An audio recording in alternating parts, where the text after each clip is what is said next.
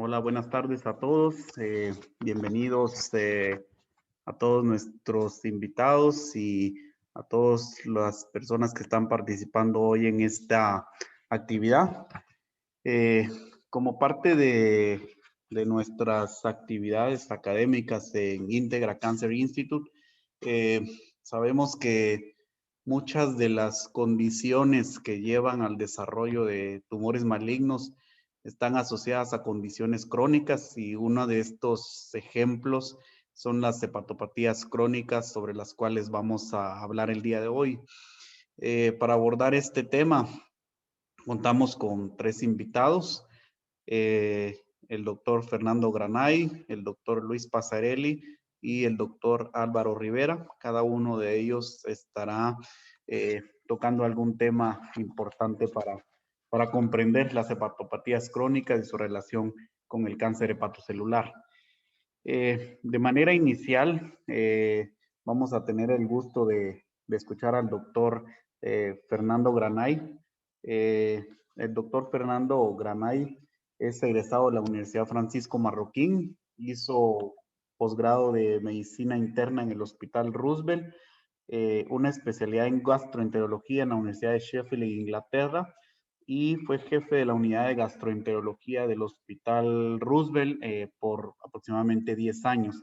Actualmente el doctor Granay se dedica a la práctica privada, es miembro de la Asociación Guatemalteca de Gastroenterología y Hepatología, y también miembro de la Sociedad Británica de Gastroenterología.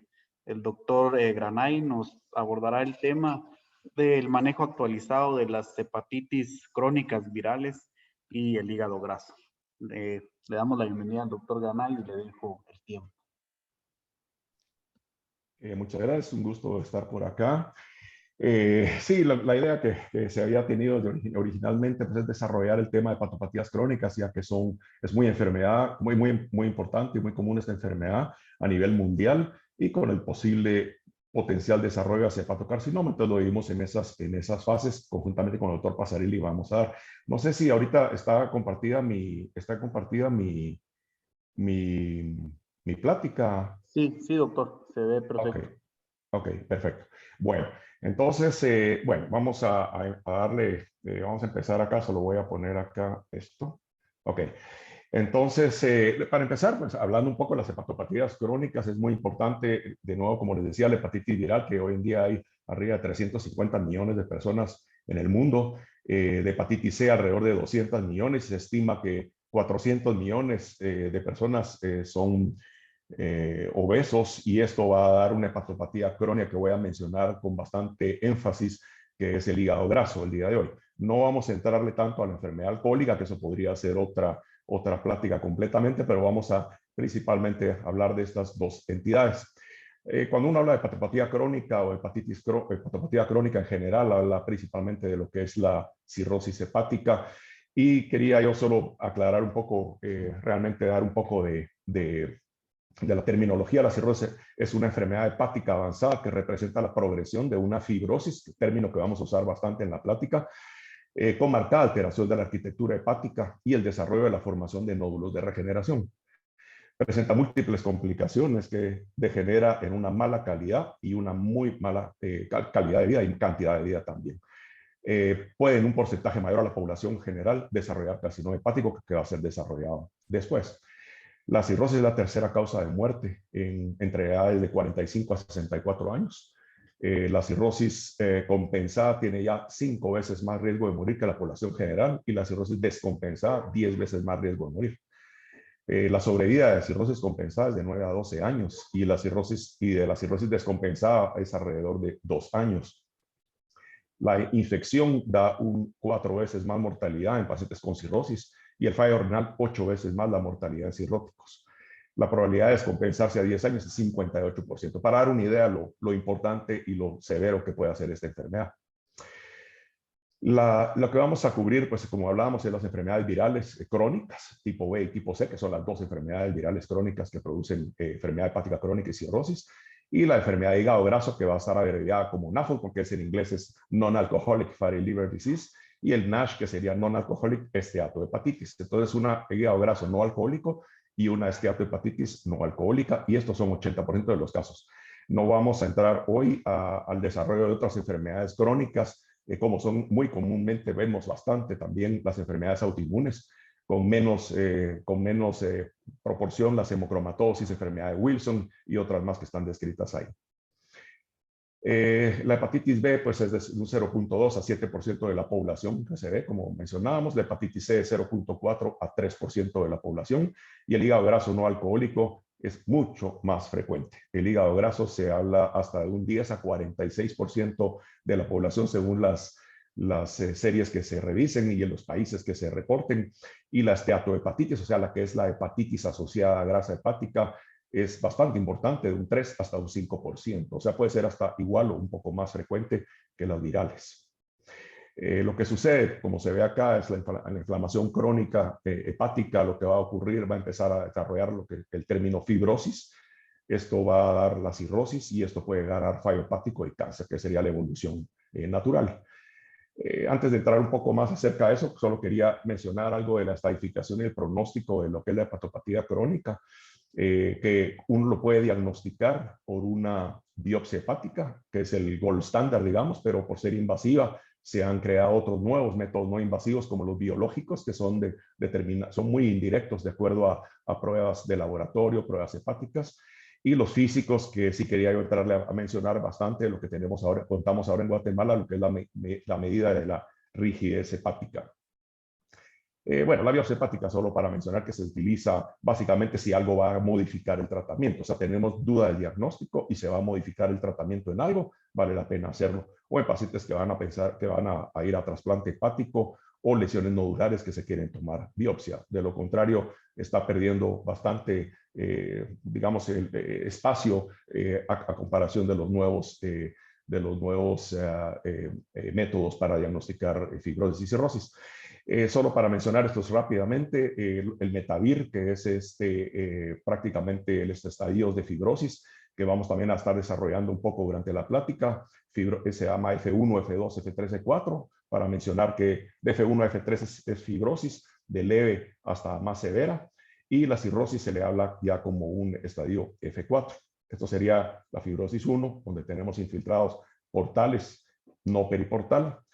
Fibrosis 2, cuando ya hay un infiltrado periportal. Fibrosis 3, que hay muchos puentes ya de fibrosis. Y la cirrosis hepática en sí, que es el Metavir F4, o cuando se le habla solo F4. Eso se usa en todos los estudios y cómo se desarrolla en los estadios de esta enfermedad hepática crónica. Tal vez un concepto importante de hablar es que el hígado normal es suave, tiene una alta viscosidad, baja viscosidad y una baja rigidez. Sin embargo, la cirrosis va a ser un hígado duro, con una baja viscosidad. Muy importante hablar de que es una alta velocidad y hay una alta rigidez. De eso se ha basado prácticamente un método físico para medición de rigidez hepática, que es la elastografía o el FibroScan. Hay otros como la resonancia magnética, que son de mayor costo y más difíciles de hacer, con otros softwares, que es un poco más difícil. Entonces, el FibroScan, ya contamos con él en Guatemala desde hace algunos años. De hecho, fuimos los primeros que trajimos el equipo de FibroScan, conjuntamente con el doctor Pasarelli. Y ya fue aprobado por la FDA desde el año 2013. A cualquier lugar que ustedes envíen un paciente o lo vean en Estados Unidos o donde sea, se van a referir bastante a lo que es el FibroScan. Este es un método donde uno utiliza un dispositivo que viene pues amarrado pues a una computadora. Uno lo aplica en la base, en el costado intercostal derecho del paciente, aplica, y cada vez que uno oprime este botón pues va a haber una vibración, y eso es lo que va a hacer una medición. Acá está esquematizado, de alrededor por lo menos de unos 4 a 5 centímetros de profundidad esta vibración, y esta vibración representaría más o menos un 500avo del volumen total del hígado, pero ha sido suficiente para determinar lo que está sucediendo en el hígado en general. El examen tarda 5 a 10 minutos, es muy aceptado y se puede ser reproducible entre personas. Lo importante es que se han hecho estudios ya varios de la sobrevida de las personas, de 3 años de sobrevida, y utilizando el FibroScan se ve que si tenemos, por cierto, la velocidad que da el aparato mide velocidades en kilopascales y menos de 7 más o menos es normal. Cuando es 9.5 es que está aumentada la velocidad, o sea, quiere decir que hay un poco más de rigidez o fibrosis hepática, y estos tienen un 95% de sobrevida a los 3 años. Y sin embargo, conforme es más alto la velocidad de KPA 20 o 30 que lo da el aparato, o 40, se ha visto correlativo, altamente correlativo con la sobrevida de los pacientes, que va disminuyendo significativamente hasta un 50%. Mencionar que el FibroScan sí tiene una especificidad hasta del 91% para detectar F4, o sea, para detectar cirrosis. Es muy bueno para detectar cirrosis y también es muy bueno para detectar que es normal. La especificidad también es arriba del 90% para mencionar que un paciente tiene un hígado normal, sin fibrosis. Y los estadios intermedios es donde tal vez hay un poco más gris entre F2, F3, F1, F3, y va a depender un poco de la técnica, lo que se haga, pero definitivamente es un método de mucha ayuda para una enfermedad hepática crónica. Entrando un poco más a las partes de las hepatopatías virales. En general, la hepatopatía viral tiene una mortalidad, es una mortalidad alta. Estos son, por ejemplo, más de 1 millón de personas en un año de hepatitis viral comparado a los que se murieron de tuberculosis, que son 820,000, HIV y SIDA 304,000 y malaria 106,000, lo cual es muy importante esto aún para la representación de mortalidad en el mundo. Hepatitis B se ve, como ya lo habíamos mencionado, un 3.5% de la población, y en el mundo alrededor de unos 257 hasta 300 millones se ha visto que existen pacientes con hepatitis B, y esto representa alrededor de 900,000 personas que pueden morir anualmente de esto, aún con vacunas. O sea, esa es una enfermedad importante que aún con ya la vacunación se encuentra esos números. Esto es lo que antes se decía, yo solo lo traigo a colación porque es lo que antes comentábamos mucho, era el famoso antígeno E de hepatitis B, anticuerpo E, antígeno de superficie de hepatitis B, anticore, si era para una enfermedad, si era aguda, crónica, o si la había tenido en el pasado, que sigue siendo vigente muchos de esta terminología, pero sí quería yo explicar que en el 2017 las entidades internacionales de estudios del hígado, sobre todo la Asociación Europea, ya han cambiado la terminología. Acá abajo dice la terminología vieja o antigua, que se mencionaba de lo que si era un inmunotolerante, inmunoreactivo o un portador sano o inactivo, y la hepatitis crónica de hepatitis. Esto se ha cambiado totalmente, y ahora lo que tienen que ver siempre, que ustedes lo deben de pedir cuando hace un paciente que tiene hepatitis B, pues un antígeno de superficie, se le pide el antígeno E, y si sale positivo, de estos hay 2 grupos de pacientes: los que van a tener elevación del DNA viral, que vamos a ver después, y transaminasas normales, que eso se le va a llamar infección crónica. Y al otro grupo es hepatitis crónica con antígeno E positivo. Y esto va a ser pacientes que tienen todo esto alterado también, pero elevaciones de las transaminasas, y van a tener enfermedad hepática activa. Por otro lado, tenemos el otro grupo, se le está llamando antígeno E negativo. Hay antígeno E negativo, infección crónica, o hepatitis crónica con antígeno E. Este es el que se le llamaba antes portador sano o portador inactivo. Realmente hoy en día se sabe que esos pacientes pueden desarrollar enfermedad hepática, el pronóstico es más malo, van a llegar a tener cirrosis en algún momento o cáncer del hígado, por lo cual no es como antes se mencionaba que eran sanos o eran solo portadores. Estos pacientes se ha demostrado que ellos pueden tener un antígeno de superficie positivo pero bajo, tienen todos los demás parámetros negativos y pruebas normales. Ya no existe la palabra portador sano.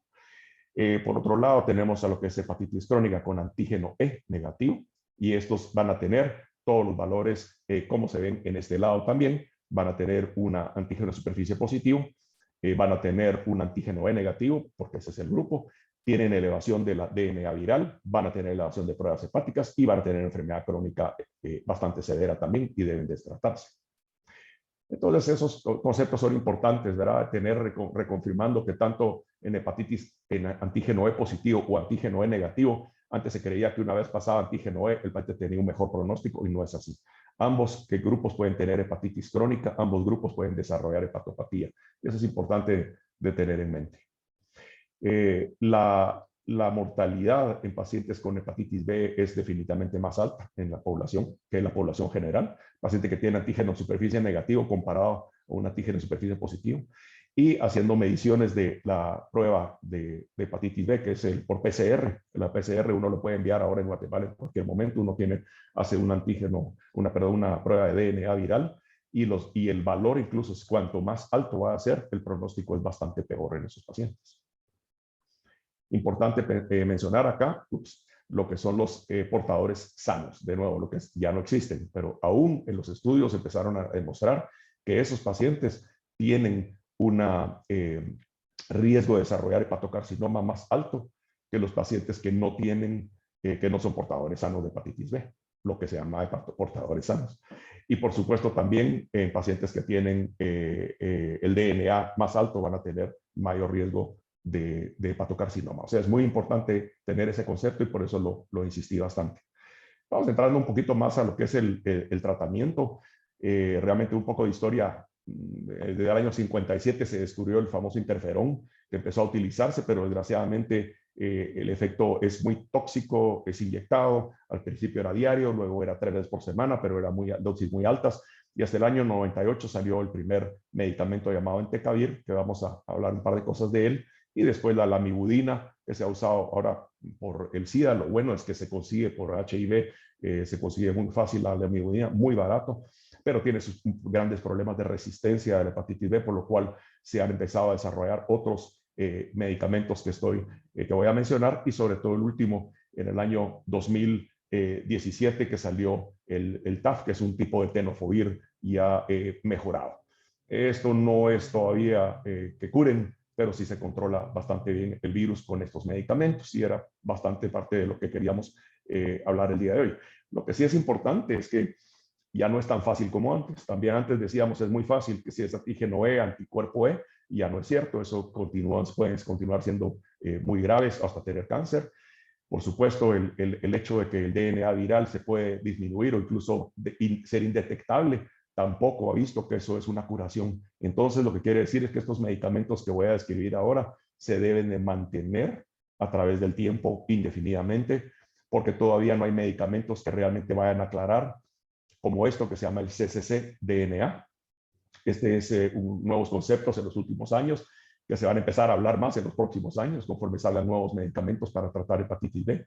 Debe aclararse este cccDNA y también la integración que el virus puede tener con la célula del huésped, siempre deja una marca del virus adentro de la célula, y no se han logrado medicamentos todavía que aclaren completamente ese DNA. Estos son los medicamentos que se utilizan en hepatitis B hoy en día. El Entecavir, que es el Baraclude, no se consigue, por cierto, se llaman análogos de nucleócidos o nucleótidos, NUCs, así lo van a encontrar ustedes toda la literatura, NUCs. Entonces cualquiera dice cuál es el tratamiento actual de hepatitis B, son los NUCs, son los análogos de nucleócidos. De estos, de nuevo, le decía, el Entecavir no se consigue acá, aunque en Estados Unidos y en Europa, en otros lados, desde hace muchos años se consigue y hacer el tratamiento. De hecho, tengo varios pacientes que lo mandaban a comprar afuera y están con Entecavir, de nuevo, de mantenimiento, con muy buena respuesta de control de la replicación viral. No curan el virus, pero mantienen el control de la replicación. Y los nuevos son el tenofovir, de los cuales está lo que se llama el dipiroxil, y el nuevo que se llama el alofenamide, tenofovir alofenamida o TAF. Ese es el nuevo medicamento TAF, y tiene un poco de mejoría sobre el anterior, que no da tanto efecto tóxico a nivel renal, porque las dosis son 25 miligramos al día, comparado a esto que había que dar 300 miligramos al día para tener un buen efecto antiviral. El Benlidi ya se consigue en Guatemala desde el año pasado, ya fue presentado en Guatemala, ya tenemos un par de pacientes tomando Benlidi, y excelentes resultados. Por supuesto, los pacientes negativizan, como vamos a ver rápidamente, el DNA viral o la prueba de DNA. Sin embargo, deben continuarse el tratamiento, y lo bueno, que también me sorprendí, que más o menos sale entre unos 700 a 800 quetzales al mes, lo cual es muy accesible, a diferencia de lo que vamos a ver de los de hepatitis C. Los inmunomoduladores ya no tienen casos muy ocasionales, muy escasos, que se utilizaba el interferón pegilado, pero eso ya prácticamente han desaparecido, aunque todavía están dentro de los posibles medicamentos. Estos son los NUCs, o análogos de nucleótidos, y comparación entre tenofovir y Entecavir, pero no comparación, sino descripción, que ambos pueden reducir la fibrosis hepática importante a través de los años. Este fue un estudio a los 5 años con tenofovir, y aquí se ve los grados de fibrosis más bajos hasta los más altos, y cómo se ve cómo ha venido una mejoría significativa a través de los años. Y tenemos en la Entecavir, de nuevo lo mismo. Hay muchas más personas con análisis de fibrosis reducida, y de hecho todo esto se ha hecho con FibroScan. Ya muchos estudios empezaron a hacer con biopsia hepática para efectos del estudio, pero ya se están empezando a hacer cada vez más con FibroScan, y así es la confianza que se le está teniendo al FibroScan respecto a estas enfermedades. Este es el medicamento que les mencionaba, era que es la última generación, digámoslo así, el TAF, que es el tenofovir a la fenamida, y que tiene una excelente respuesta comparativamente a los anteriores tenofoviris que hubieron. Una cosa muy importante es también la resistencia de la hepatitis B.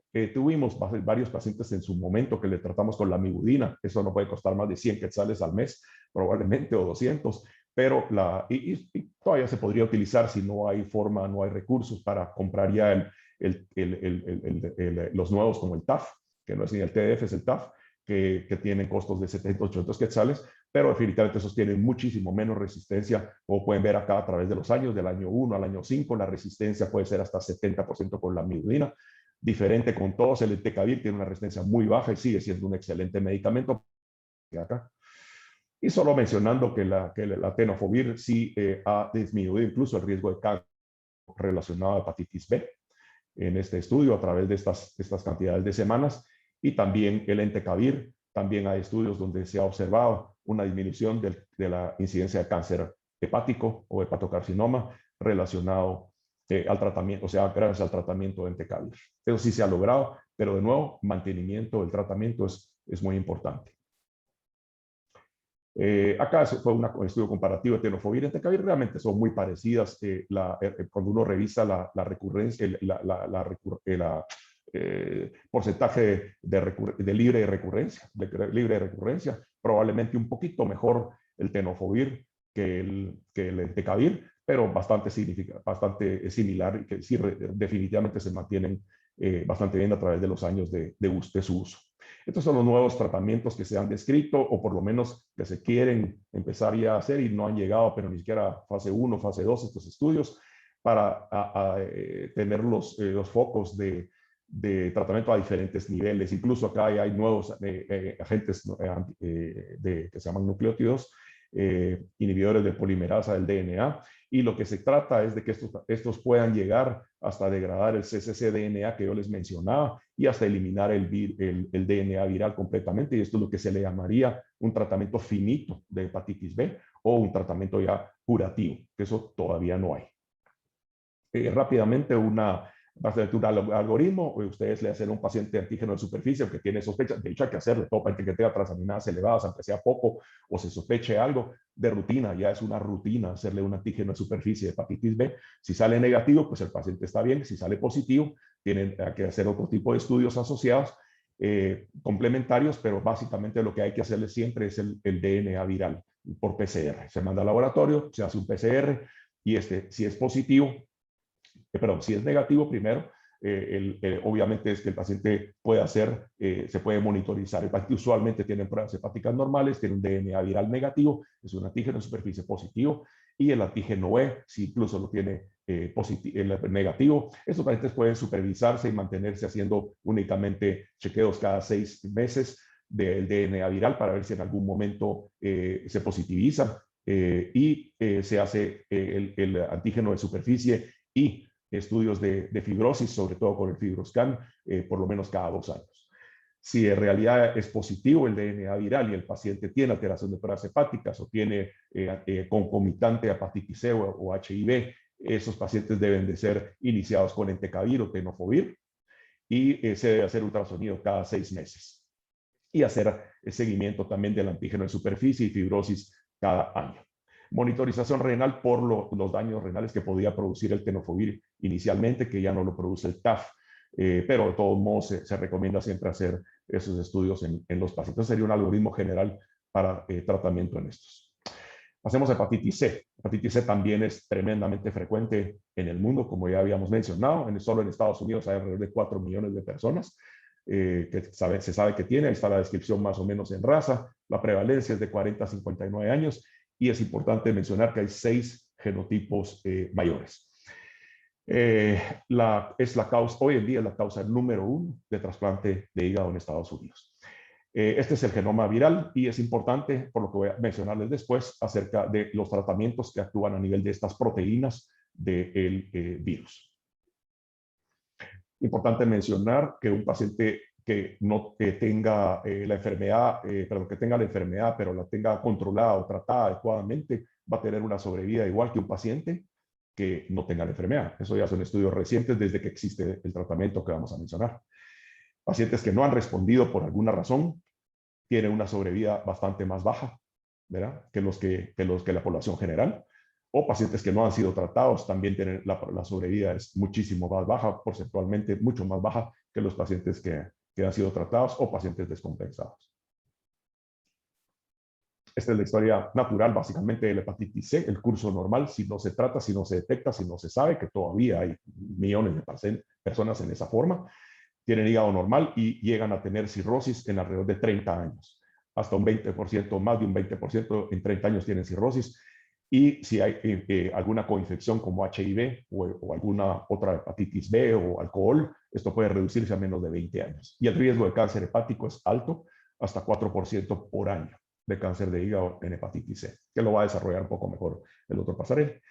Solo para mencionar rápidamente las pruebas que sí se hacen en hepatitis C, básicamente los anticuerpos de hepatitis C por ELISA. Hay otros, pero el común que se hace de rutina, así como les decía yo, hay que hacer antígeno de superficie, se hace los anticuerpos de hepatitis C. Si ese sale positivo, uno sigue haciendo la carga viral, que es por PCR también. Ahí el virus es RNA, que es una RNA viral por hepatitis C.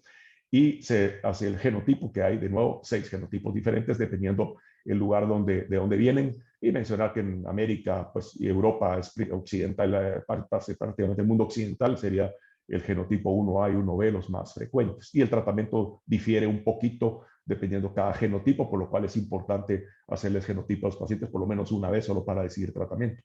Lo que se hace entonces es un anticuerpo de hepatitis C. Si sale positivo, si sale negativo no se hace nada, por supuesto, en esto. Si sale positivo, se le hace el RNA viral. Si no se detecta, es un paciente que pudo haber tenido infección pasada, pero por lo menos ahora no está activo, no se le da tratamiento, solo se le da seguimiento. Si el paciente sale positivo o es detectado, entonces se le da tratamiento de los tratamientos actualizados, o se refiere, en el caso si es una persona que no está en este tema, para hacer tratamientos, aunque le voy a mencionar, ahora el tratamiento se ha hecho tan fácil y tan accesible en Estados Unidos y en otros lugares que cada vez lo están promoviendo más, que lo utilicen los internistas, incluso médicos generales, en la mayoría de casos, tal vez casos muy particulares, pacientes con cirrosis y que tengan otra enfermedad, pero hay muchos casos que están detectando más temprano, se están tratando bastante bien. La finalidad del tratamiento de hepatitis C es la respuesta viral sostenida.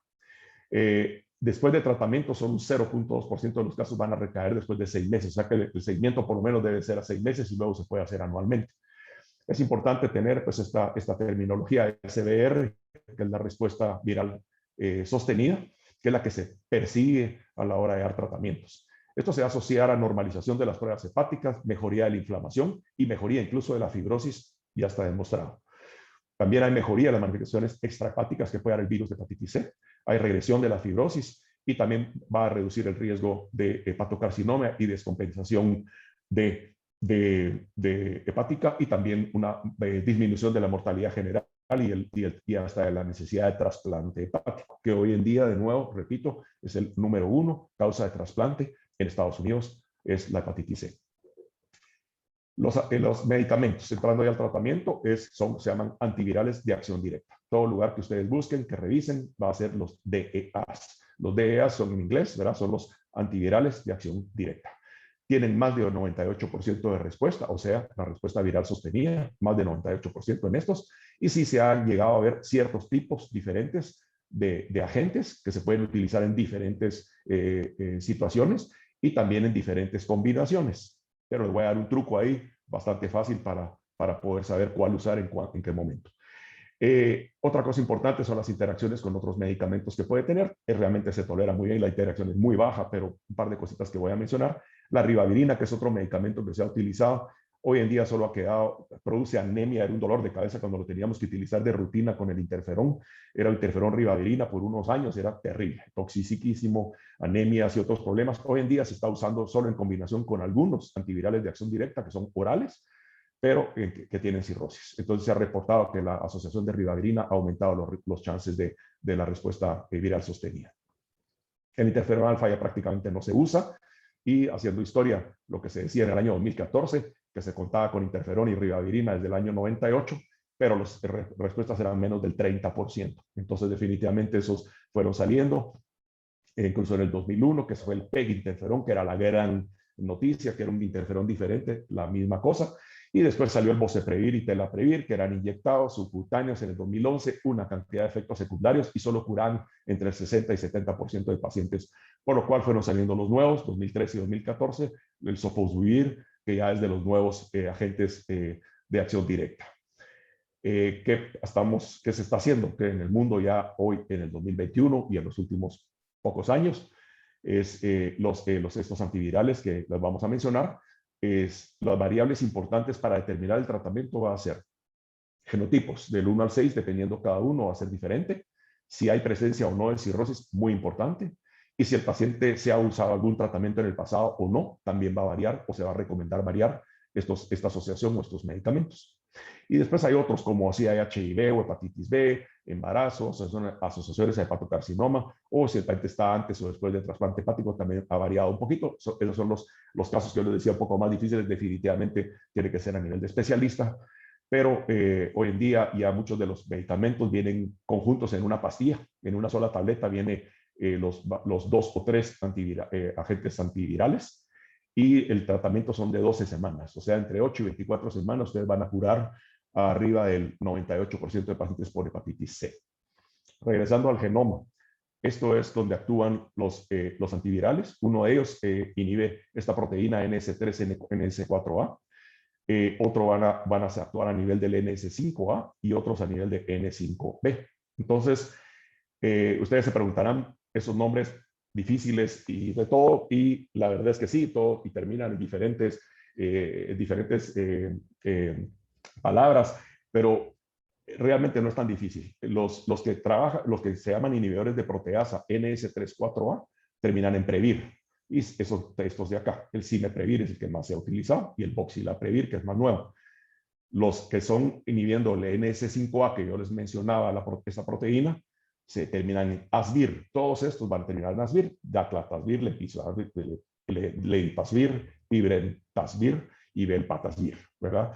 Y los que inhiben la NS5B terminan en Buvir, entonces van a ser Dazabuvir o Sofosbuvir. Esto es una tabla de, acá están otra vez, los inhibidores de proteasa, los inhibidores de NS5A y los de NS5B. Los grises son los que ya no se usan, o sea, se usaron un tiempo, hay que olvidarse de ellos, ya no existen en el mercado. Solo estos que están en verde de este lado, en azul en este lado, o el Sofosbuvir de este lado. Y como les digo, ahora se hacen todos la asociación de estos medicamentos. Entonces, mencionándolos por nombres, y sobre todo en Estados Unidos se consiguen todos. En Guatemala les voy a mencionar cuál, pero por lo menos para empezar a hablar de que los medicamentos tienen un costo. Por ejemplo, este es más nuevo, que es el más nuevo, tal vez de los más nuevos, que es el Cepatier, que es una asociación de estos dos antivirales.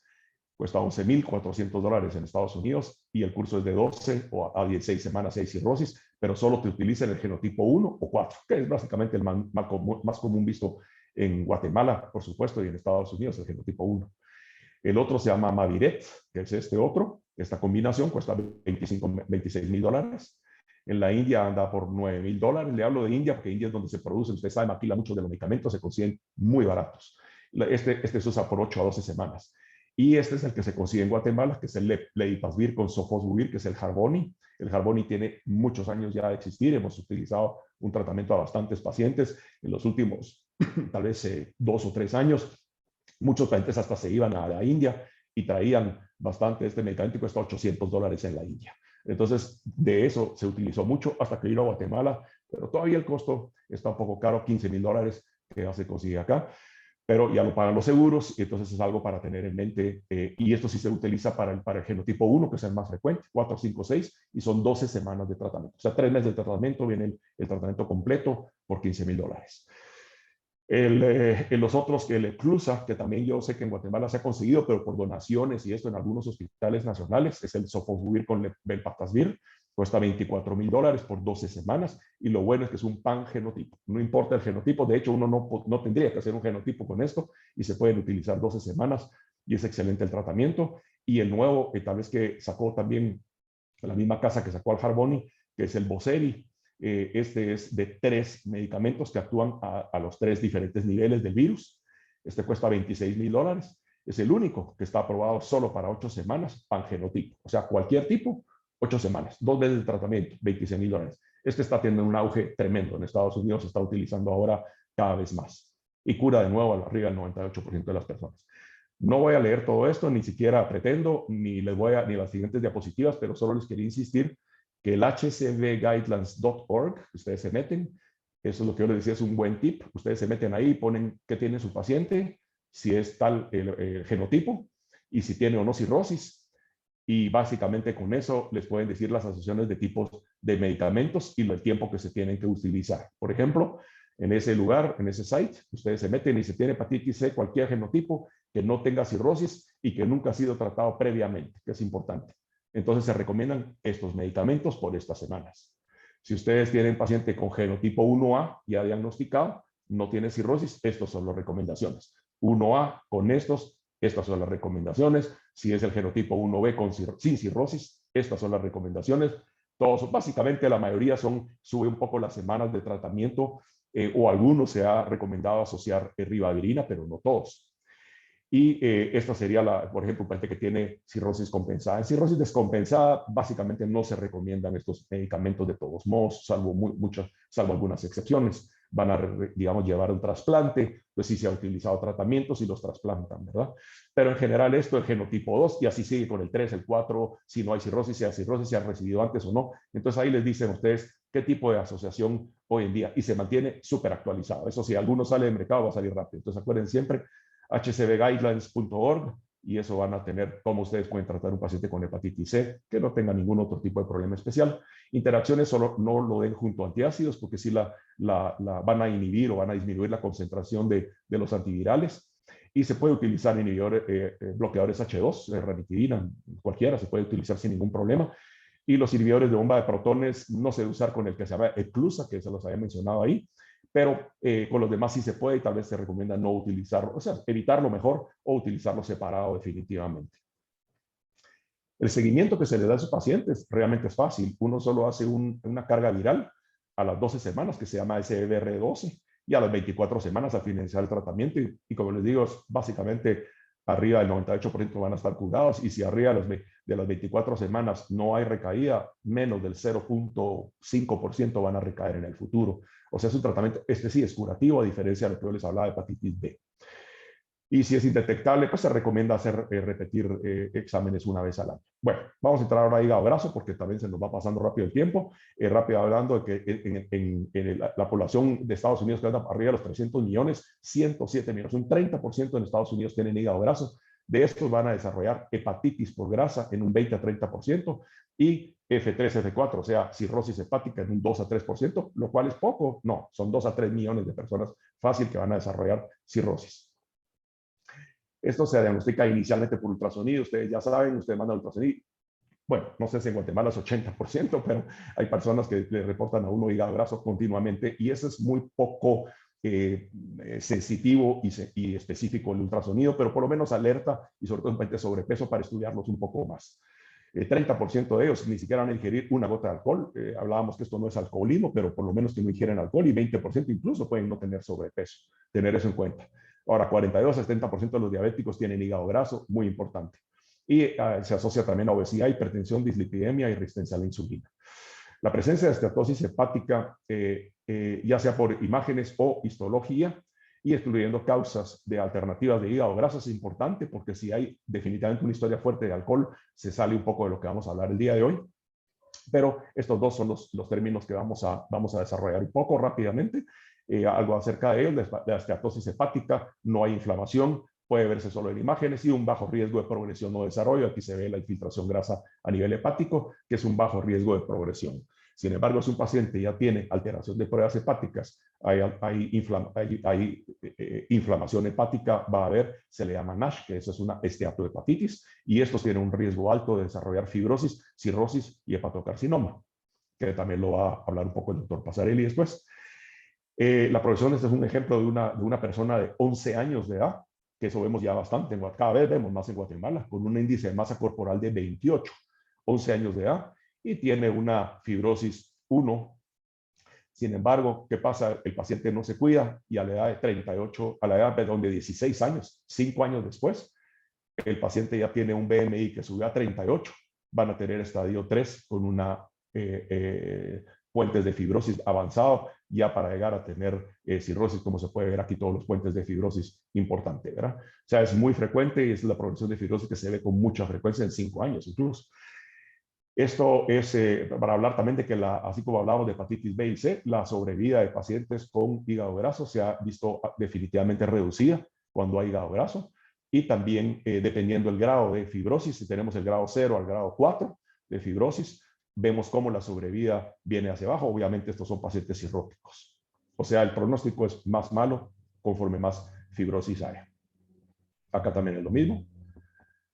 Esta es tal vez esto solo era para mencionar qué tan rápido puede progresar la esteatohepatitis, o sea, la hepatitis por grasa.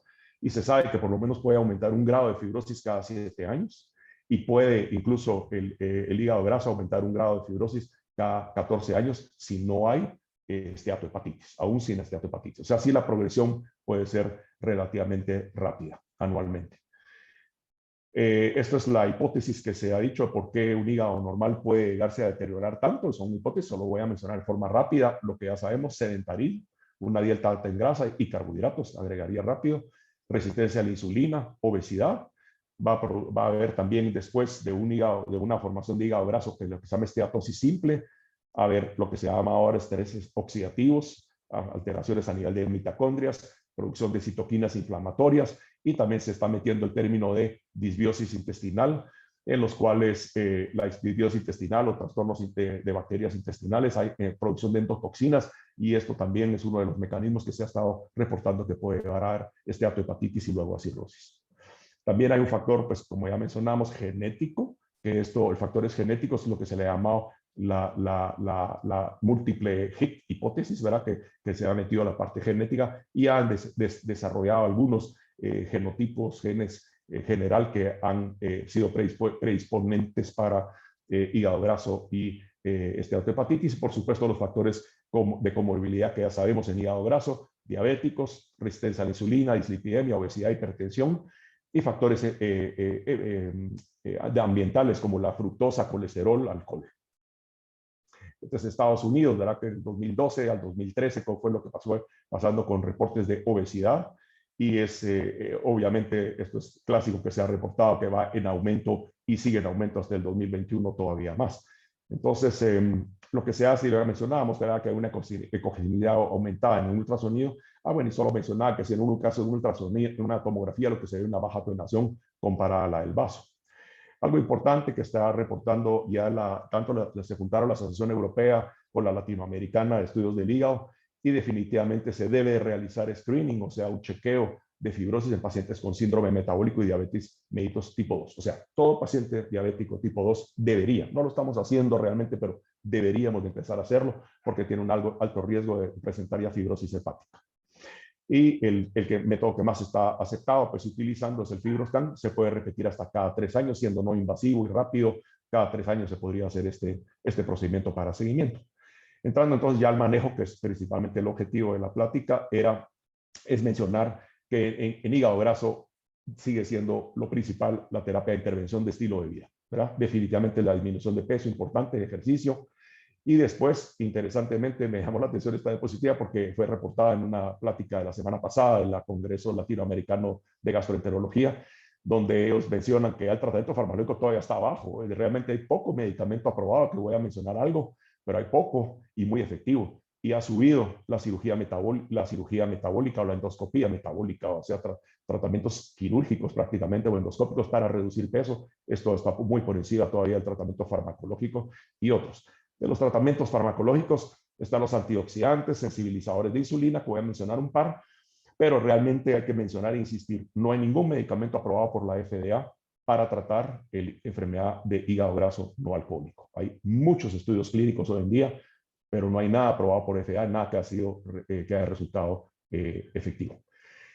Esto es importante mencionar, la pérdida de peso. Pérdida de peso, cuanto más pérdida de peso, incluso viendo acá que hasta 10% se ha reportado hasta un 45% que puede regresar la fibrosis. O sea, con un 3% de pérdida de peso que un paciente pueda tener, se ha reportado hasta un 50% de mejoría en la esteatosis. O sea, no hay duda que a más pérdida de peso va a haber una mejoría y esto va a ser el foco principal hoy por hoy que ustedes tienen que insistirle a su paciente.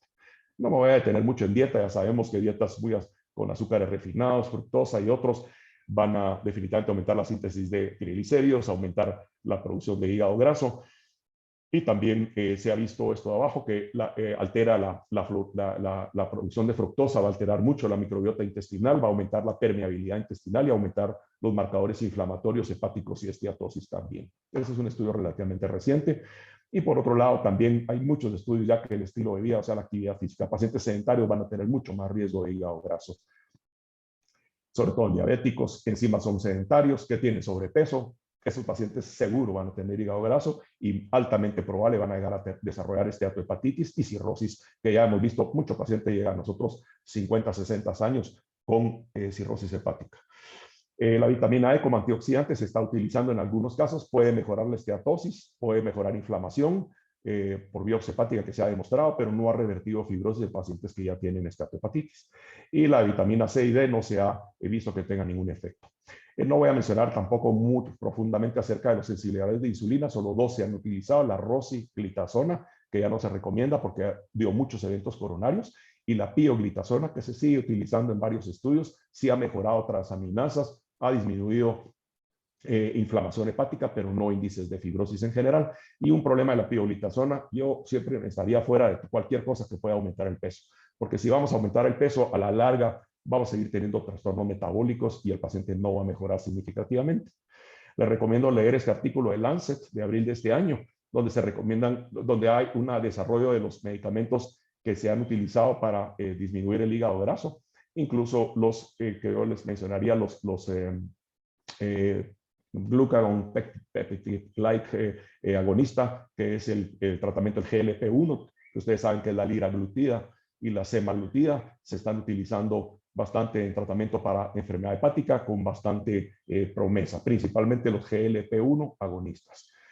Este es el que más se ha utilizado y en ese estudio que les mencioné no había salido reportado todavía este estudio, que es de marzo de este año, del New England Journal of Medicine, donde la inyección de semaglutida subcutánea disminuyó considerablemente la esteatohepatitis no alcohólica en estudio comparativo. Este es un estudio bien reciente de 320 personas, diabéticos y no diabéticos, 72 semanas con biopsia hepática. Mejoró el NASH, o sea, la esteatohepatitis, y no empeoró la fibrosis. No mejoró tampoco el grado de fibrosis en el tiempo que se utilizó, 72 semanas. Tienen la esperanza y están siguiendo este estudio de que esto pueda incluso empezarse a reducir en el futuro. O sea, es un excelente medicamento, un poco caro. Semaglutida no ha venido a Guatemala, solo la liraglutida, pero no tardará en venir.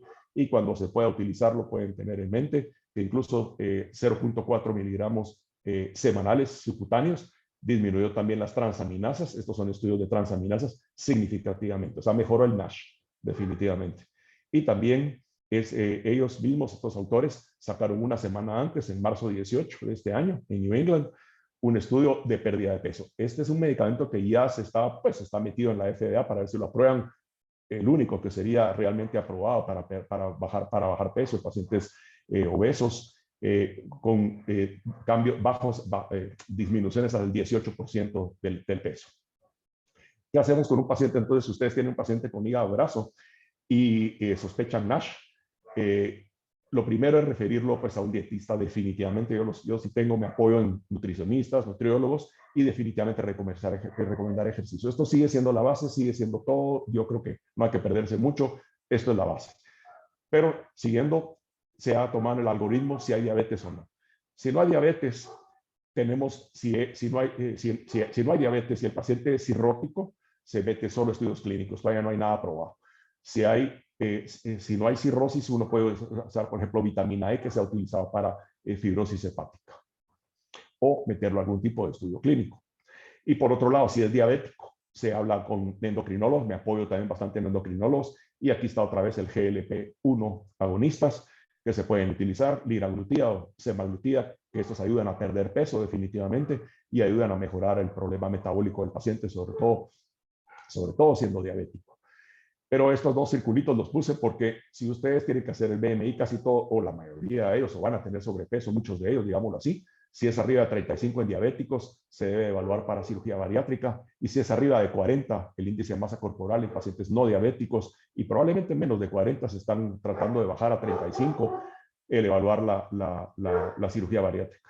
Hablando rápidamente de cirugía bariátrica y lo nuevo, la cirugía bariátrica todos sabemos qué es, ¿verdad? El bypass gástrico y la gastrectomía por una manga gástrica, y son excelentes los resultados que tienen para reducción de peso, pero ahora está utilizando o se está empezando a estudiar lo que se llama la gastroplastía de manga gástrica, que fue esto es un diapositiva sacada también del congreso de la semana pasada del latinoamericano de gastroenterología. Ya se sabe que la cirugía bariátrica va a reducir peso significativamente. En la línea blanca es en las personas con banda gástrica, que ya casi no se está utilizando. La pérdida de peso va a ser bastante mayor en pacientes con la manga gástrica, que es así, se está utilizando cada vez más, de hecho, que tiene mucho menos riesgo, menos morbilidad, mortalidad. Y el bypass gástrico, que es el que más reduce de peso, pero esto será o no que mejoraba el hígado graso no alcohólico. Y este es el estudio mejor que pude encontrar. Yo, por lo menos, puse a revisar bastantes estudios, pero el mejor fue este gastroenterólogo del 2020, a finales del año pasado. Estudio prospectivo de 180 pacientes con obesidad mórbida. Diagnóstico de NASH por biopsia hepática. A los 5 años, un 76% se le pudo hacer biopsia y se demostró que 84%, que es altísimo, resolvieron el NASH sin empeorar fibrosis, y 56% desapareció la fibrosis completamente. O sea, es excelente este resultados en cirugía bariátrica. Considerar fuertemente cirugía bariátrica en pacientes obesos, creo que hay que hacerlo, hay que considerarlo.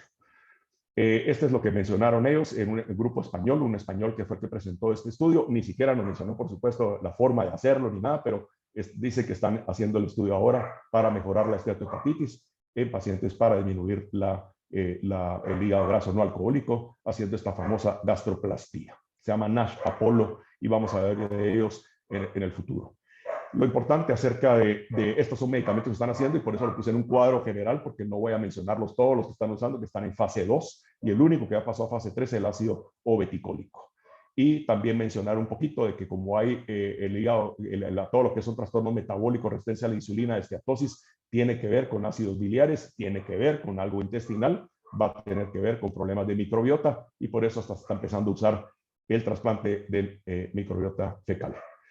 El ácido beticólico, o sea que les menciono, estos son los medicamentos, y aquí están cómo se llaman los estudios que están ahora en fase 2 y en fase 3, que ha mejorado la fibrosis y evitan por lo menos que haya empeoramiento del NASH.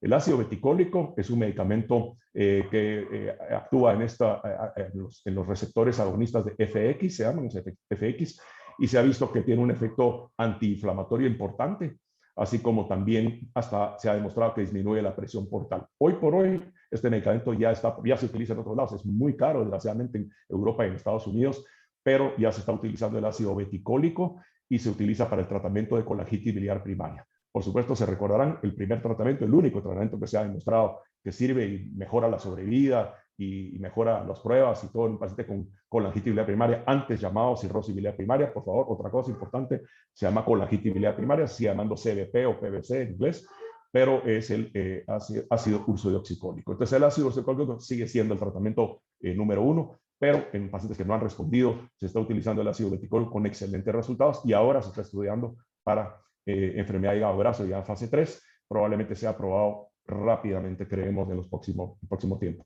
Estas son las combinaciones, el futuro de los tratamientos. Se cree que no les ha ido bien a estos medicamentos, pues están utilizando combinaciones de los mismos, y por supuesto siempre hablar de la terapia secuencial.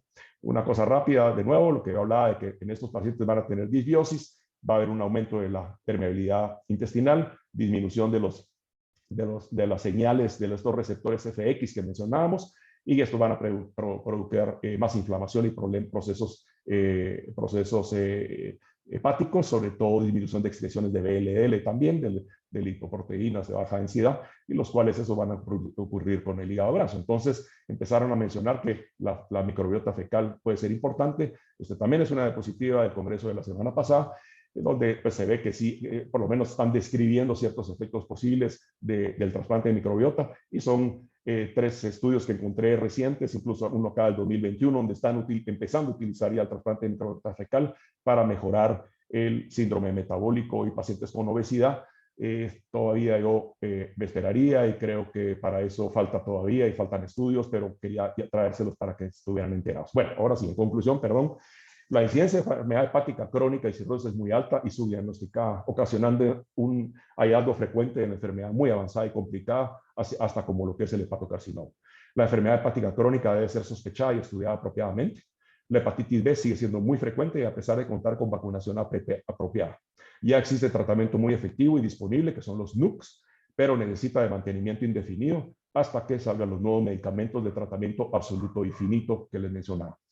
La hepatitis C es muy frecuente y todavía la primera indicación para trasplante hepático. Ya existe tratamiento muy efectivo y disponible, que son los DAAs, los antivirales de acción directa, por lo que tenderá a desaparecer en los próximos años. Se dice que para el 2030 probablemente haya muy poca hepatitis C en el mundo, ojalá, y que ya vayamos teniendo más disponibilidad de ellos y mejor costo acá en Guatemala también.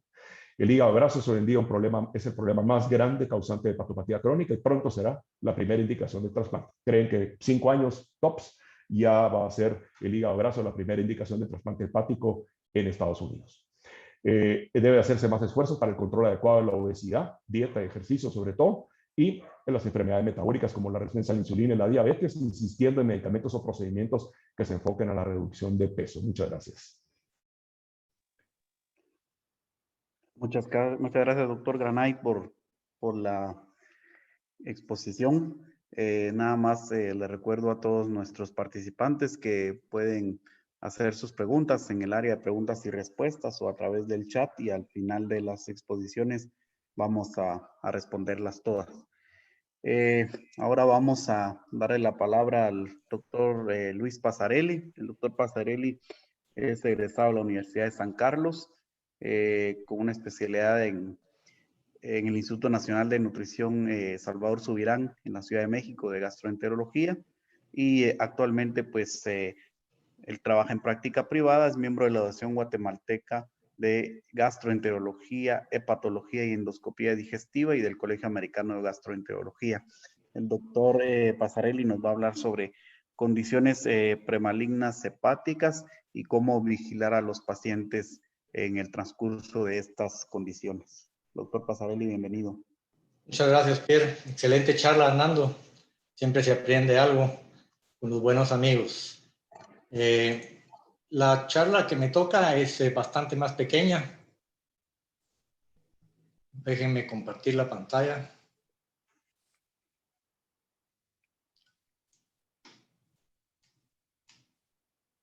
Entonces a mí me toca hablar de los factores de riesgo para el desarrollo de un hepatocarcinoma. Típicamente, como mencionaba Nando, se desarrolla en un hígado crónicamente enfermo que ha resultado en el desarrollo de una cirrosis. Unos pocos cánceres de hígado se desarrollan en los conductos hepáticos, como el colangiocarcinoma que nos ocupa el día de hoy. Otras lesiones en hígados no cirróticos suelen ser más bien metastáticas, ¿verdad?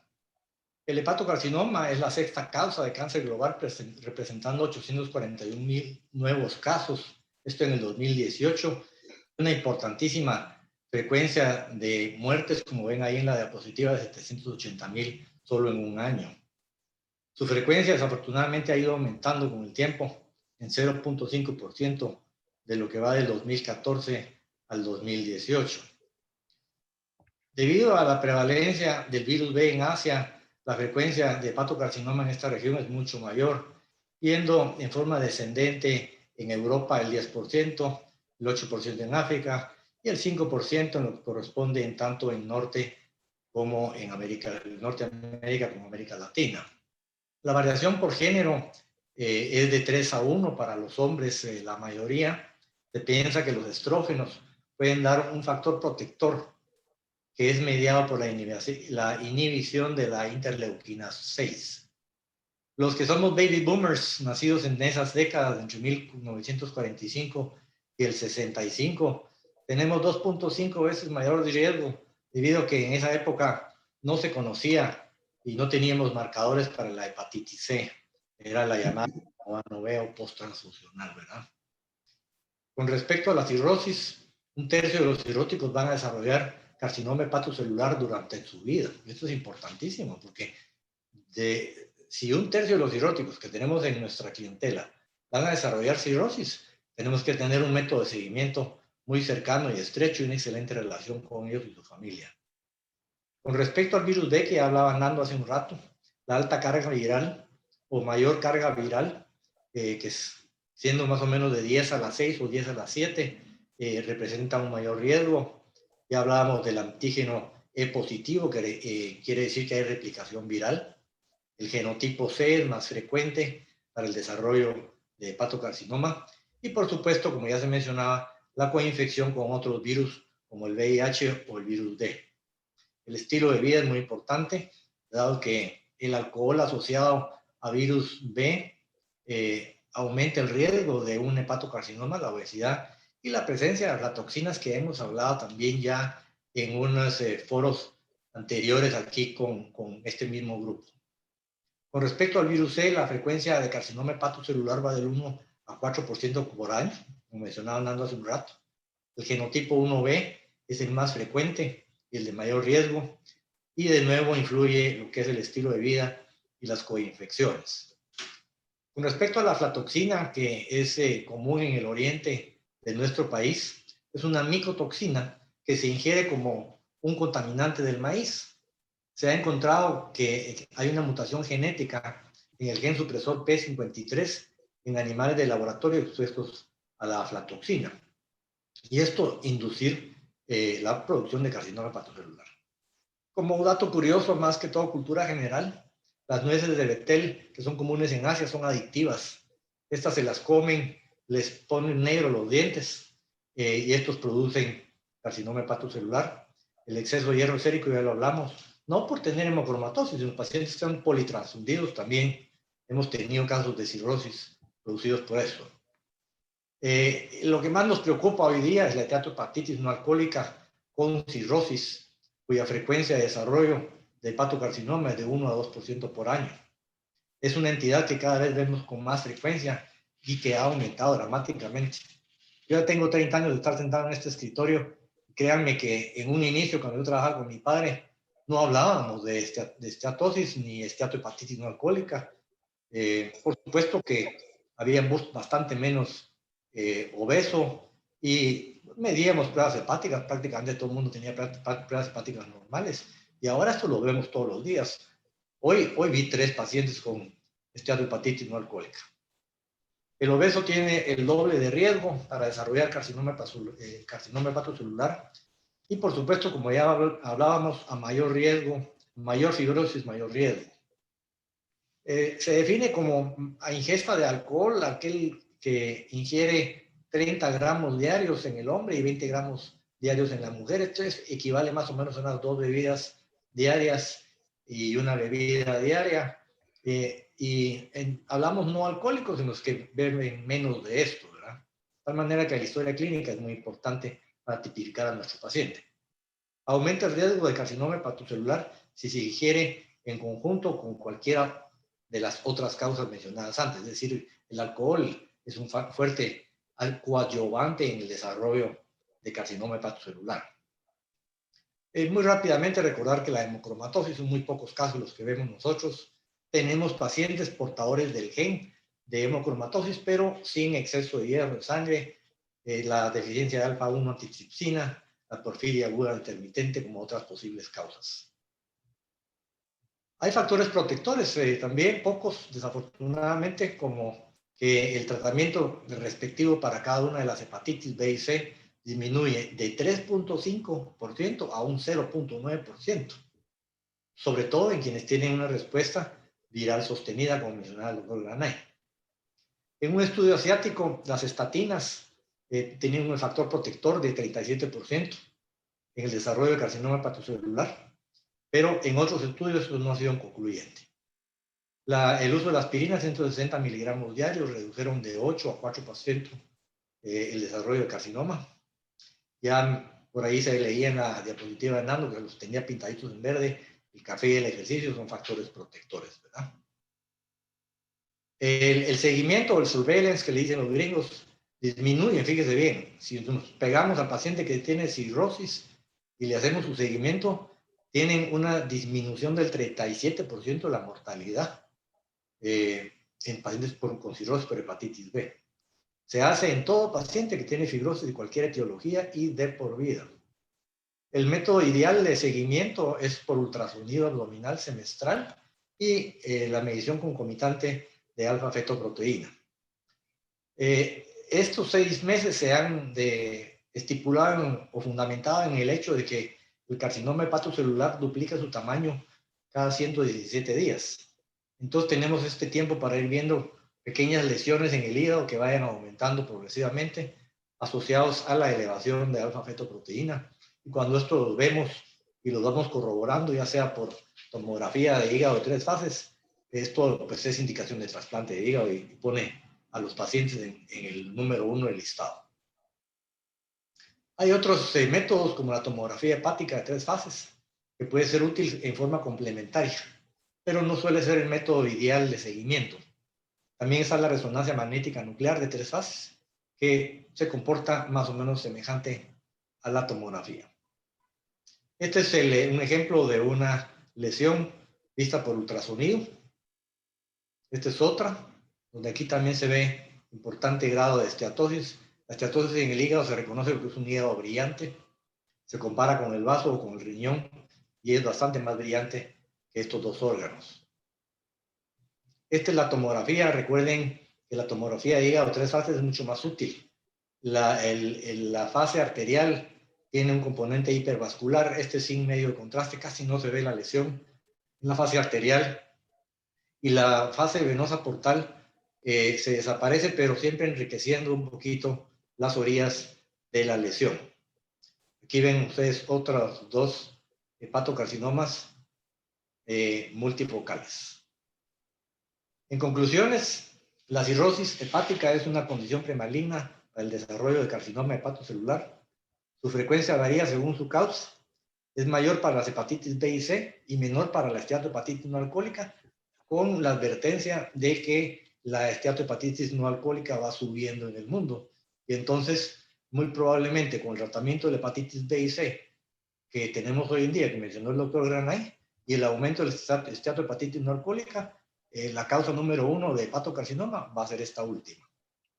La esteatohepatitis no alcohólica ha aumentado en forma alarmante en el mundo, ya lo mencionamos, y es importante recordar que además de modificar las condiciones de vida, el seguimiento disminuye en 37% la mortalidad por carcinoma hepatocelular. Eso es todo lo que tengo que presentarles.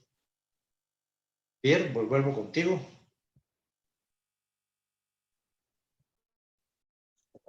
Muchas gracias, doctor Passarelli.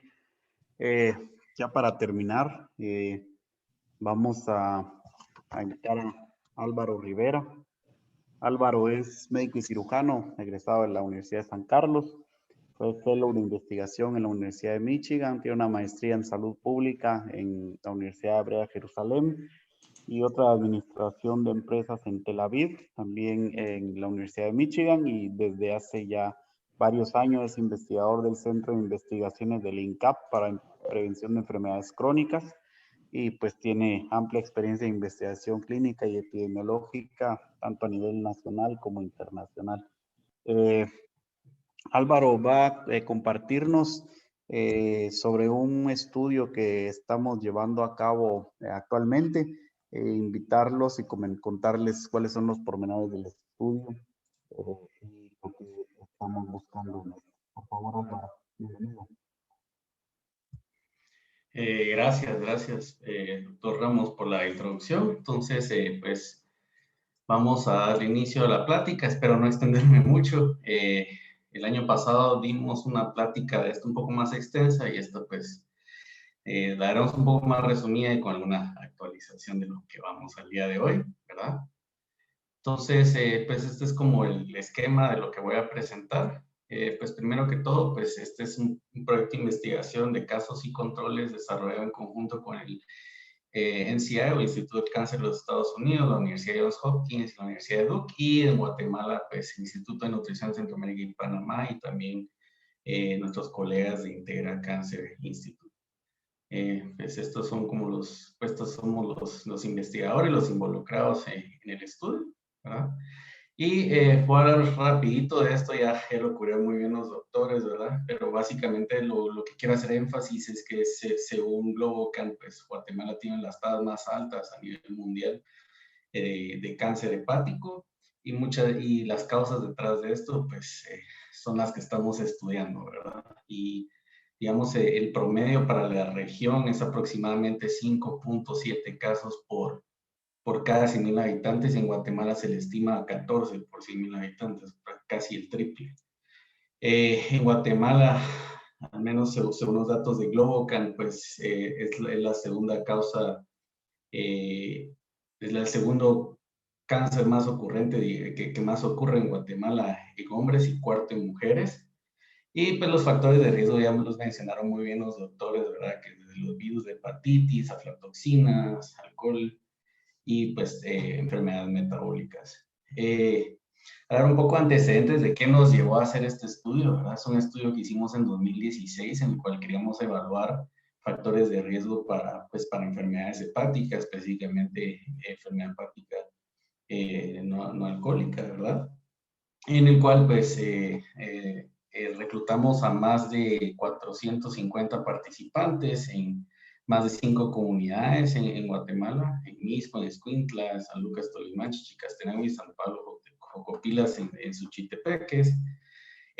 Lo interesante de estos estudios fue pues, que vimos pues, alta prevalencia, digamos, de síndrome metabólico, de sospecha de hígado graso, y también de obesidad central, principalmente en mujeres y también en personas que no reportaban ser indígenas. Otro de los hallazgos que vimos derivado de estos datos fue también es que vimos pues ciertas variantes genéticas asociadas a presencia de hígado graso no alcohólico, ¿verdad? Específicamente pues en este gen que ya se ha reportado anteriormente que se asocia mucho con enfermedad hepática crónica y esto incluye carcinoma hepatocelular. También dentro de los análisis que hicimos, pues encontramos pues, niveles muy altos de aflatoxinas, ¿verdad? Incluso tan altos como cuando China tenía un gran problema de cáncer hepático. Los niveles que encontramos en Guatemala eran bastante similares en la población de este estudio y se dio una mayor exposición en personas, en hombres de áreas rurales de bajos ingresos. Y interesantemente vimos que la prevalencia de hepatitis B y C era pues muy baja, ¿verdad? Y adicionalmente hicimos un análisis secundario en el que vimos que sí hay una relación entre el aumento del consumo de tortillas y niveles más altos de aflatoxina en sangre. Y por último, también hicimos otro análisis secundario de casos y controles, en este caso de paracirrosis. Utilizamos casos de cirrosis ya detectados y utilizamos controles como del estudio que acabo de mencionar. Y sí, efectivamente vimos que las personas con cirrosis tenían niveles de exposición a aflatoxinas significativamente más altos que pacientes sin cirrosis.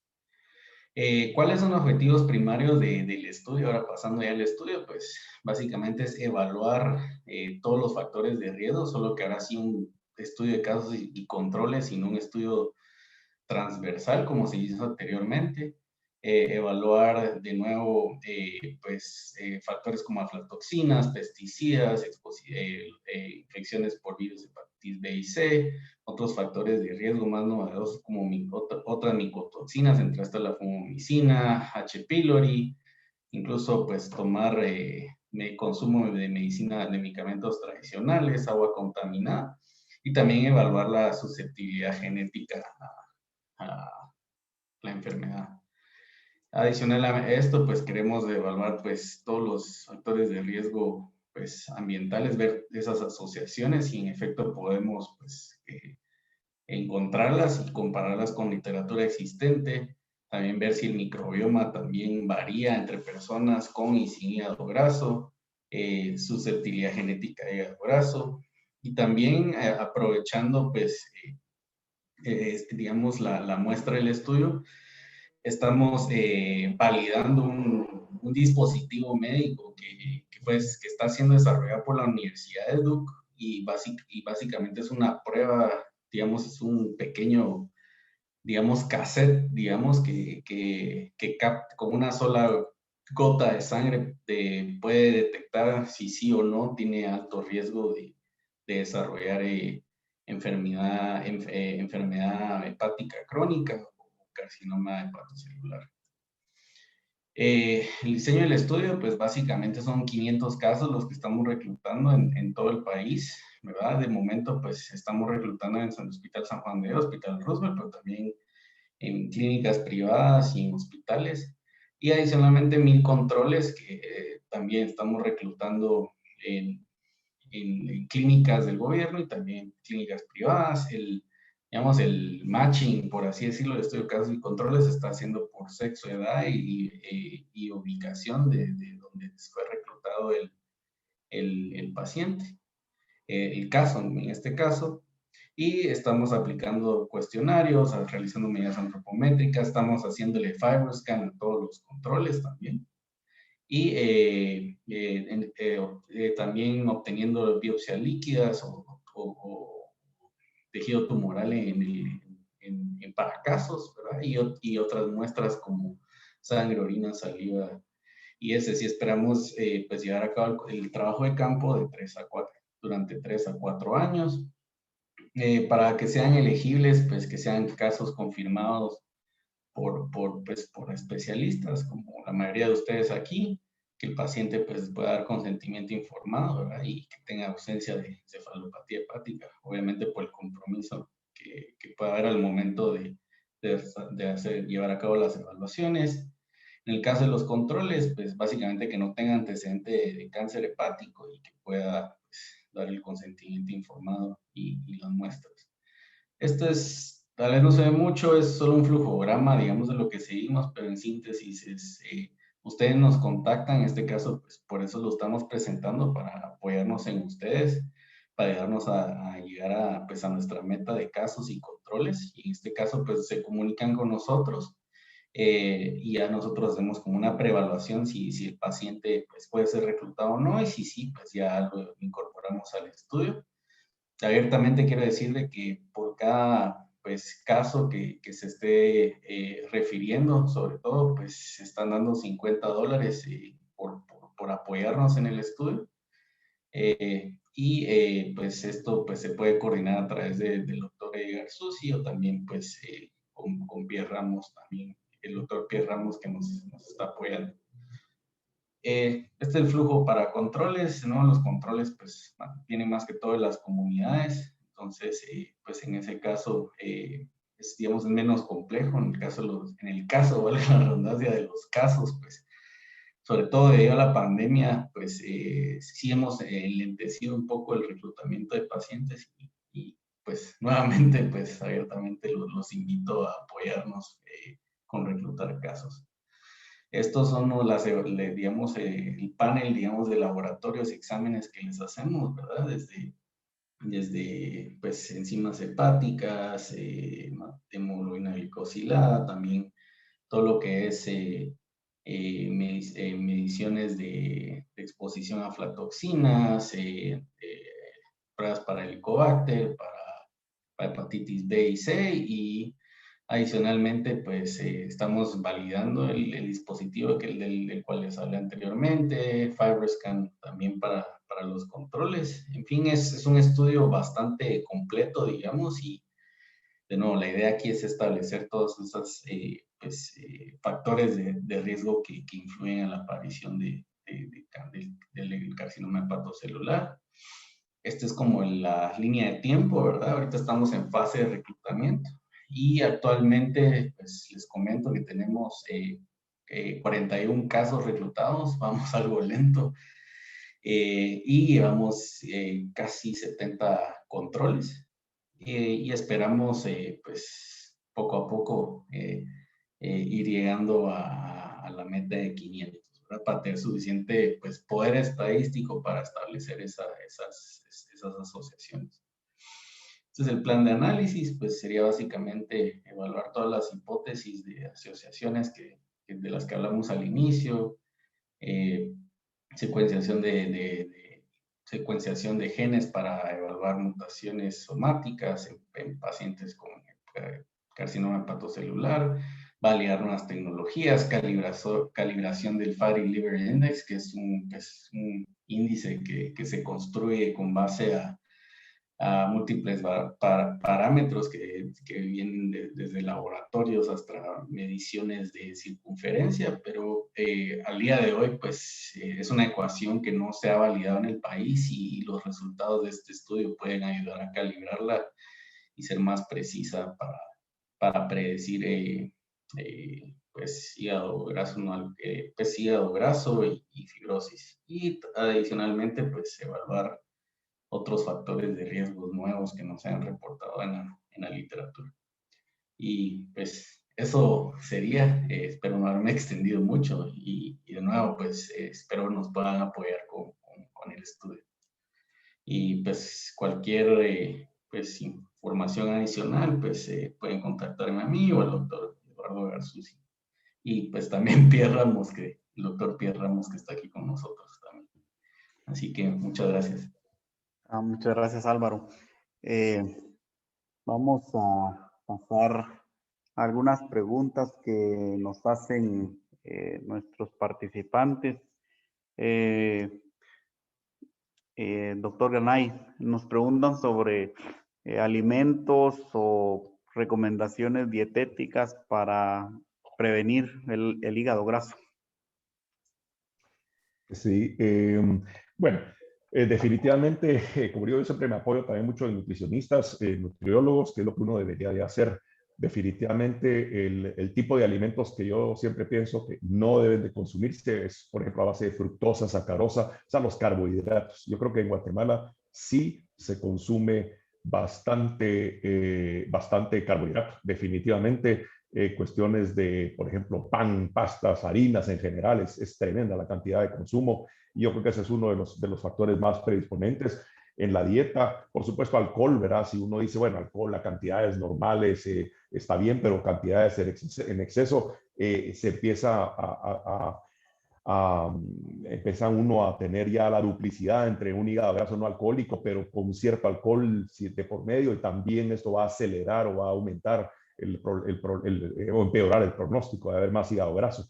Entonces, en general es bajar de peso. O sea, creo que la dieta del ejercicio es importante y básicamente la dieta para bajar de peso lo que más se ha recomendado es bajar carbohidratos. O sea, que pues, lo pondría como muy, muy general. Por supuesto, hay mucho que puede hablarse específico, pero bajar carbohidratos sería el lema y hacer ejercicio lo más que se pueda. Por supuesto, hay pacientes que tienen 60, 70 años, condiciones cardíacas, habrá que ver, pero en todo se les puede hacer un esquema de ejercicio progresivo de algún tipo de ejercicio que pueden hacer. A gente, a mí siempre me dicen, tengo fractura, tuve esto, me duele tengo problema de la espalda, de todo, y siempre hay mucha excusa porque a la gente no le gusta hacer ejercicio. O sea, realmente ahorita sí estamos viendo, gracias a Dios, bastante gente joven haciendo bastante ejercicio. Mira uno en las calles y las bicicletas y todo lo demás, que eso es bueno, pero no a todo nivel. Y por otro lado, creo que sí lo que hay mucho, ahí le voy a tirar un pedazo a las organizaciones grandes en Guatemala de los productos de cervezas, refrescos, aguas gaseosas. Desgraciadamente eso sí hacen una buena labor de convencimiento de que se consuman y es lo más consumido, yo creo, en Guatemala. Cuando uno lo ve en el interior es impresionante, ¿verdad? Y ver solo todo la cantidad de envases plásticos tirados por todos lados que están haciendo una polución impresionante, pero sobre todo esos siguen siendo los más, para mí es el problema principal que estamos teniendo, que eso viene heredado, pues, ¿verdad? Obviamente Occidente, ¿verdad? Estados Unidos para acá, ahí viene de largo, entonces uno debería hacer concientización o hablarles a ellos también, que así como se hace mucho la propaganda de sus productos que se consuman, debieran también de haber, o debiera haber mucha parte, porque yo creo que el ministerio lo va a poder hacer definitivamente, pero parte entre nosotros, los médicos, cada quien haciendo su grano de labor, o pláticas de estas de alguna forma, para insistir mucho en la importancia de la buena dieta, de la dieta adecuada y la reducción de peso, ¿verdad? Muchas gracias. Esta pregunta tal vez la podríamos responder entre el doctor Pasarelli, que tocó este tema, y Álvaro. Nos preguntan sobre el uso crónico de pesticidas en nuestra población, sobre todo en las áreas de la costa sur, donde, pues, y occidente, donde esto es un día a día. Si esto podría tener alguna relación con lesiones premalignas de hepatocarcinoma. Todos los pesticidas pueden eventualmente producir cirrosis. Es una toxina, como ya hablaba Álvaro. Y entonces yo tengo casos de pacientes que son pilotos fumigadores de algodón en alguna época y ahora de maíz, qué sé yo. Entonces ellos eventualmente pueden desarrollar cirrosis y ya a la hora de tener cirrosis, pues eventualmente tener un hepatocarcinoma, ¿verdad? Asociado a lo que hemos hablado, la ingesta de alcohol, la obesidad, etcétera, ¿verdad? Pero sí hay una clara relación con algunos pesticidas que cada vez son menos con el uso con el desarrollo de cirrosis. Sí, pero es solo para complementar, esa es una de las principales razones de por qué estamos evaluando eso en este estudio de investigación. O sea, sí hay literatura previa que exposición crónica a pesticidas puede subir más hasta un 70% el riesgo de desarrollar carcinoma hepatocelular, según pues, metaanálisis recientes que se han hecho, ¿verdad? Entonces es una de los principales, digamos, incógnitas que tenemos, ¿verdad? De si en efecto es o no, pues, un factor de riesgo a considerar, al menos localmente, pero sí, definitivamente, pero en teoría, pues sí, definitivamente está en la jugada, por así decirlo. Muchas gracias. Dentro de nuestra audiencia está la doctora Anabela Vargas. Para quienes no la conocen, la doctora Vargas es radióloga y ella también quería hacer un comentario sobre el tema que hemos discutido el día de hoy. Adelante, doctora.